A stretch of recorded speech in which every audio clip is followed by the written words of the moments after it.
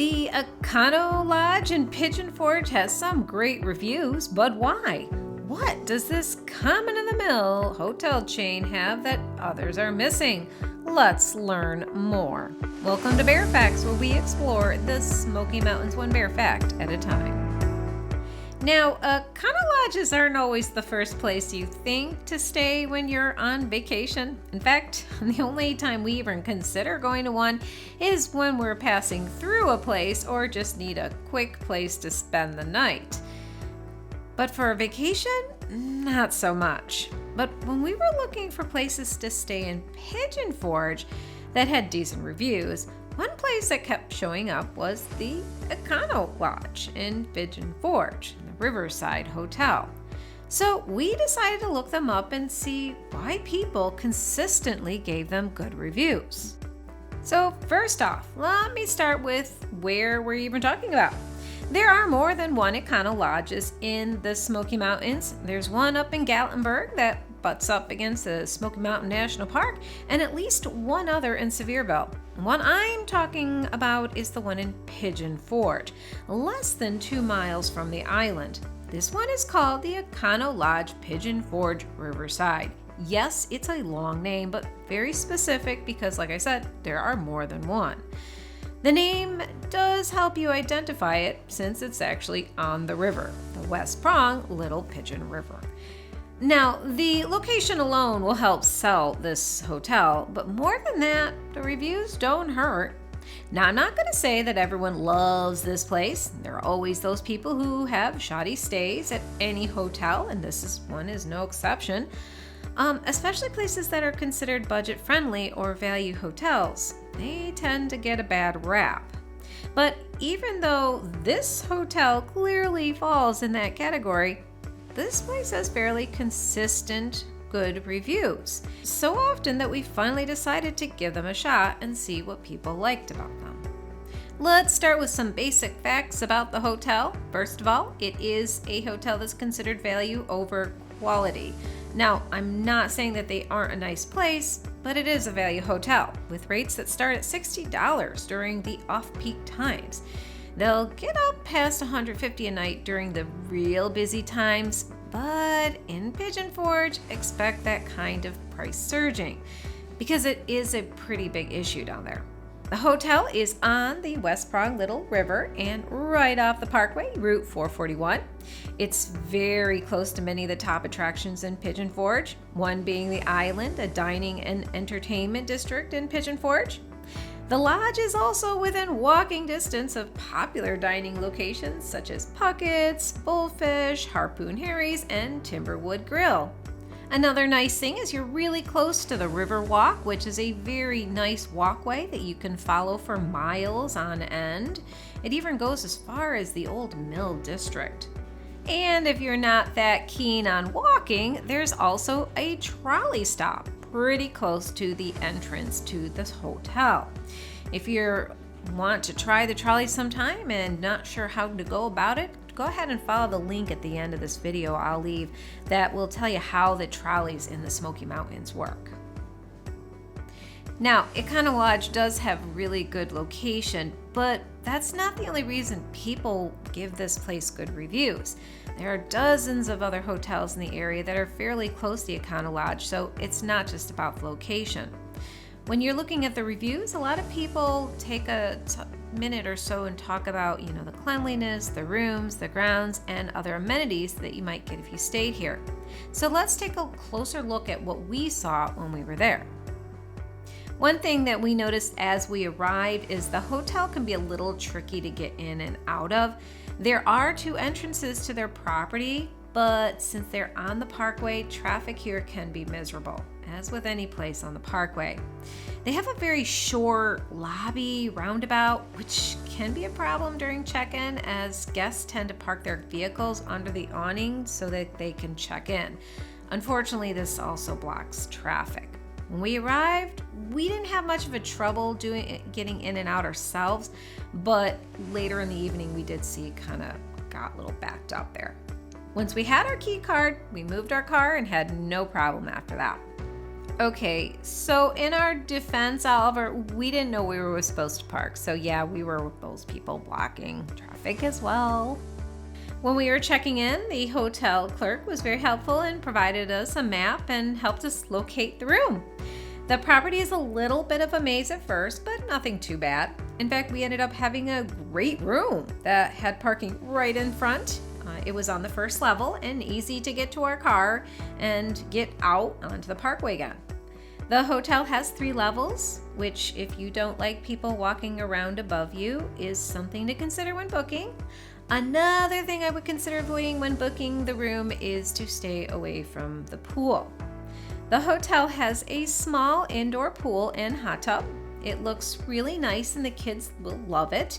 But if you have a room that faces the pool, that might be an issue for some people. Because the pool is inside, they have a cavernous space surrounding it.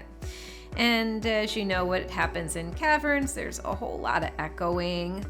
So if you're unfortunate enough to have a room in that cavern, it can get loud. We avoid staying in any hotel rooms that are anywhere near a pool for that reason alone. But if you have young ones and the plan is to use the pool a lot, having a room next to the pool makes more sense for you. But for us old people, the poolside room usually doesn't make sense. As with many Econo lodges, the rooms will all have outside entrances. You can have a room that faces the river, and I believe there's an upcharge for that one. And it might be something that's much nicer and quieter for you. We had a room by the road, which was a little noisy, but that didn't bother us because we don't spend a whole lot of time in our room. So for us, that works out better. The room itself has a very retro feel, lots and lots of orange and yellow. The rooms are small, but average for a value hotel. And the rooms were clean and neat, which is kind of more important than anything else. The room we had a small table and 2 chairs, a microwave and mini fridge, 2 small closets and other storage areas for guests who might be staying longer. They had a small TV. It was very basic operation that does need an upgrade if you ask me, but that's just me. We didn't try to link our Netflix account, but I'm pretty sure these weren't smart TVs. There was also a small coffee machine with supplies. I didn't try the coffee, so I can't say if it was any good or not. Sorry. I like that the sinks and the vanity are not in the bathroom, and the floors are hardwood. I really dislike rugs in hotels. I think they're gross. The shower had good pressure and got nice and hot, and they provided plenty of towels. The hotel did have soap and shampoo for guests, which seems to be a pretty standard option anymore for most places. One thing I didn't notice was a hairdryer. Though it might have been shoved in a closet or hidden somewhere, I just didn't find it. Or it could be one of those things, if you ask for it, they'll give it to you. I don't know. I just had my own hairdryer and I just brought it in and I used it because I always keep one when traveling. I think one of the reasons that guests really like this place is that they provided a space for guests to relax and unwind. The grounds around the Econo Lodge are by far some of the nicest ones in the area. This footage was taken in the middle of winter, but even in the winter, it was still nice to just walk around the property. This back area has a paved walkway that you can stroll along and look at the river.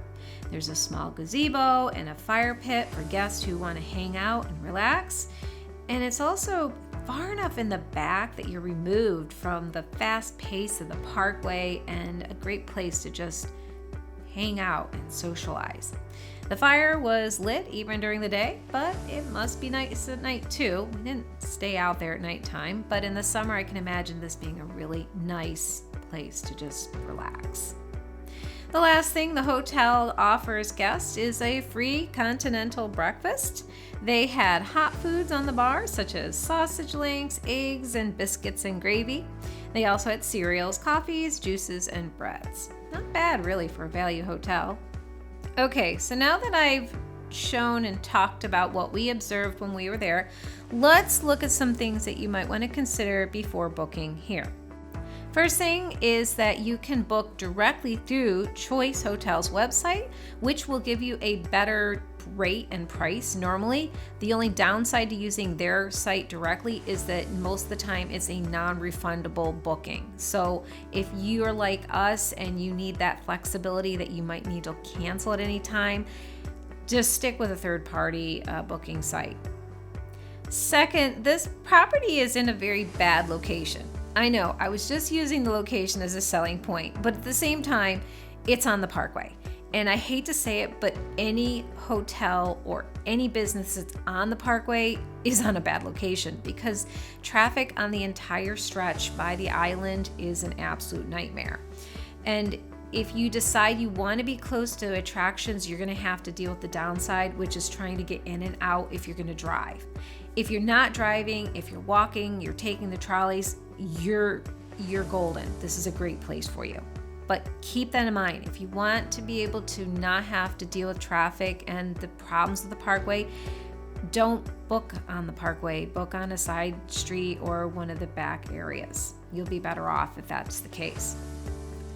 Finally, keep in mind that this is still a value hotel. You're getting a great price, an awesome location, and some really nice perks. But what they do offer is still considered value hotel quality. The room walls are a little thin, the TVs are a little older, and the coffee machines are basic.